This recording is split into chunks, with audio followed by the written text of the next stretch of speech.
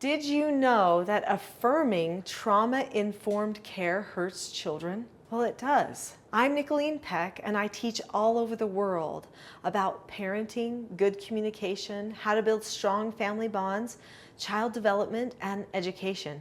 And in this video, we are talking about how trauma-informed care and affirming therapy could actually be detrimental to children.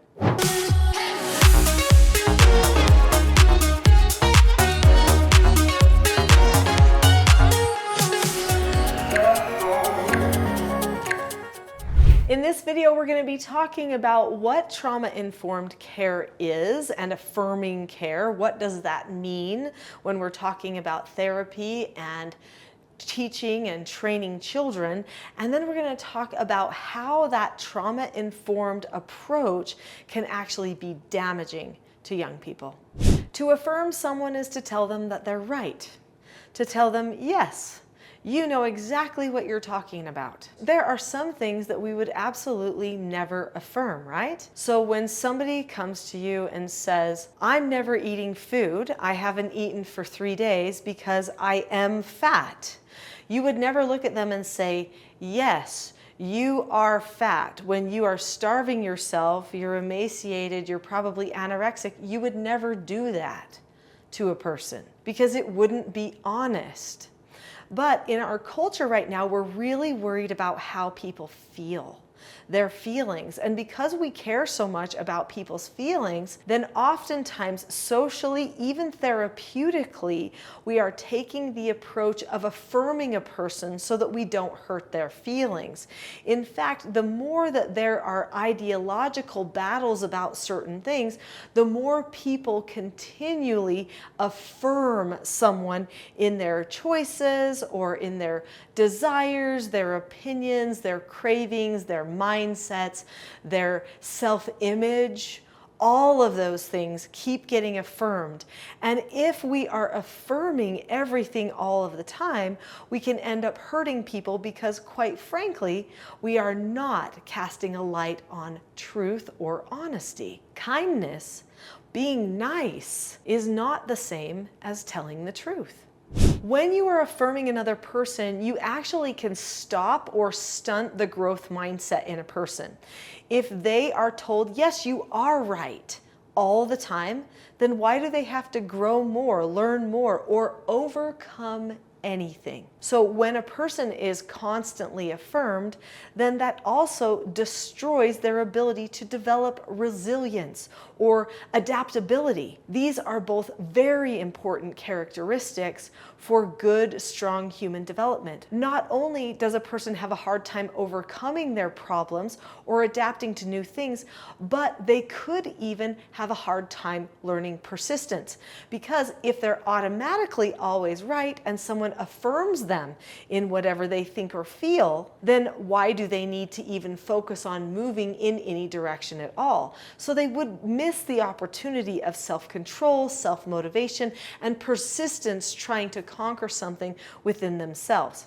It also could lead a person toward a narcissistic tendency, which is that they think they're always right and nobody else can be right. Now, we don't want to create a generation of people who struggle getting along with other people and who have to be right all the time, because that can end up becoming a very hostile and argumentative culture for everyone. People need to work well together to thrive. They need to be able to have good relationships and understanding with each other. Trauma-informed care is a very new idea. This idea is that if a person has experienced trauma in their past, that they should be treated differently, that they need to be treated as the victim that they are, and they should deserve special allowances for things. So for instance, if a person loses at a running race, then they should be given special consideration for the next time that there's a race. Maybe they should be allowed to start early, or maybe they should be put at the finish line before the race even starts, so that they are for sure to make it there and they don't experience any type of trauma. The whole idea of trauma-informed care is that everyone is a victim and that we have to find out where everyone is a victim, and then we have to coddle them in that victimhood. We have to make it so that they feel understood, important, cared for, and accommodated for, no matter what has happened to them. This leads to increased fragility. When a person has a fragility mindset, that stops them from progressing. They will end up caught up in their own feelings and become self-focused instead of becoming action-focused, or even be empowerment focused, like I'm going to move myself forward. Instead, their biggest desire is to get everyone around them to change instead of to change and self-govern themselves. Now, if you've already subscribed to this channel, you know that everything on this channel is about self-government and learning to control and master yourself so that all of the other people around you can't, so that you truly are powerful and confident, so that you can be calm and not have to dump your emotions out on other people all of the time, especially when it continually hurts you. This topic of trauma-informed care is super important for everyone to understand. It is the very opposite of self-government. Even though it's in our schools, therapists are starting to use it. It's being used online, in media, in the workplace. People are thinking, oh no, they had a hard moment. We will classify that as trauma, their trauma. Just because you've had a bad experience does not mean that you've experienced trauma. The DSM-5, which is basically like the therapeutic Bible for what can be diagnosed and what the qualifications are if something is going to get diagnosed and so forth, classifies trauma in a very narrow, specific way. Trauma is a term that is reserved for somebody who has been sexually abused, violently attacked by a person in a position of trust. And I mean like physically, like beaten to a point of death. Somebody who has been through war and seen, somebody next to them get shot to death or their head blown off or something. Have had someone tried to scratch their eyes out. Something that is really, truly outside of the realm of normal human behavior or a normal human experience. So if I just have a pet that dies, that's not trauma, that's adversity. If we have to move from one town to another, or I suddenly have to share a bedroom with someone when I didn't before, that's not trauma. That's just a change. It's something to adapt to. It's adversity. If my parents get divorced, it can have a negative effect on me. However, that is something that humans can get through, and so it's classified as adversity. So we have to be very careful with using this term trauma.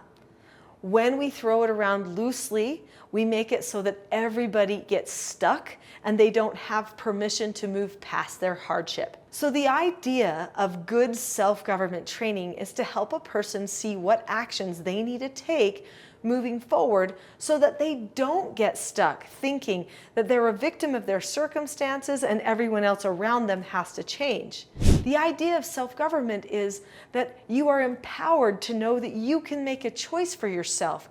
You don't have to get stuck thinking that your life is trauma and the result of trauma forever. And you don't have to hate people around you or have to feel coddled by people around you just because you had something unfortunate happen in your life. Everyone has something unfortunate happen in their lives.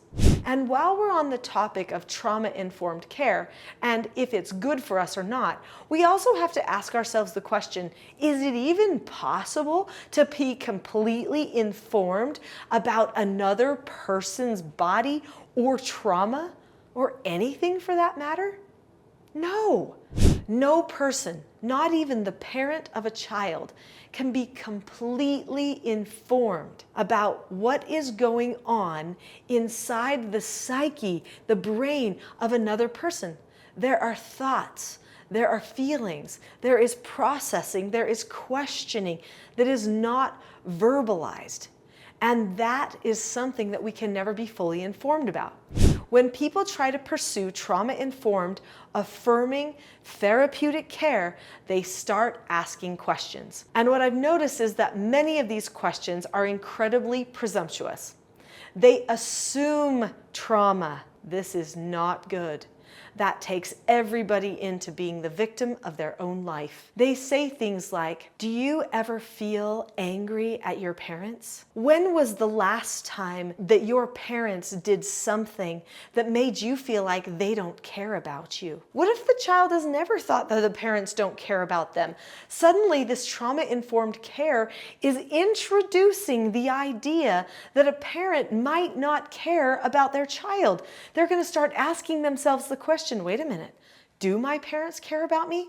Hold on, they didn't give me chocolate milk for breakfast. Could that mean it's because they don't care about me? Oh, I never thought of that. You could mess with a person. You could do them so much harm by asking a person questions like that. There are schools that are asking questions related to self-harm to children on a regular basis. They're saying, do you ever cut yourself because you're so discouraged about not having any friends? Well, you just introduced cutting now to a person who might be down because they feel like a friend isn't wanting to be their friend. What are you doing? Or to try to become fully informed, you might say something like, when your parents don't give you your way, do you ever feel like you are unhappy and can't get yourself happy again? Well, maybe they just were unhappy and now they're thinking, maybe I can never be happy again. That could be a thing. Or they might ask themselves, they might ask the children things like, have you ever considered killing yourself when you've had a really bad day? Why would you introduce that to a person? These are incredibly dangerous practices that are rampant in our society. They are perpetuated in schools. In fact, there is a lot of funding that is being put forth by governments to fund this type of informed care of children. There are some people in school administrations at this point that are actually so into trauma-informed care that they think that trauma-informed practices are more important than the regular academics of the day. That is their main objective, the mental health of the children. And they are convinced that they must find every child's trauma and help them through it, or at least become informed about it so that they can change the education to match the mental health needs of the children.